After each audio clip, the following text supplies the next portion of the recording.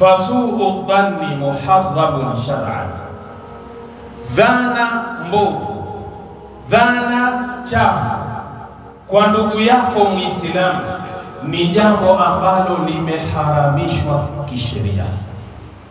Lianna awaqibahu wakhimatun, kwa sababu mwisho wake hiyo dhana ni mbaya.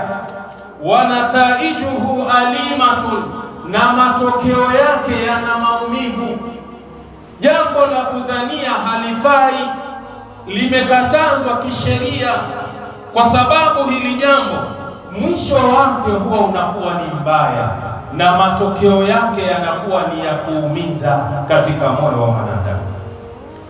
Fabisababihi tasuu alalaqatu wa tafsudu almuamalatu wa tanqati'u silatu, kwa sababu ya dhana iliyokuwa chafu dhidi ya ndugu yako Muislamu inaweza kupelekea kule kuingiliana kwenu kukaharibika, na kule kutangamana kwenu mkawa mnasaidiana mambo mbalimbali pia kukaharibika, na vile vile ule umoja mliokuwa nao awali pia ukaweza kuharibika.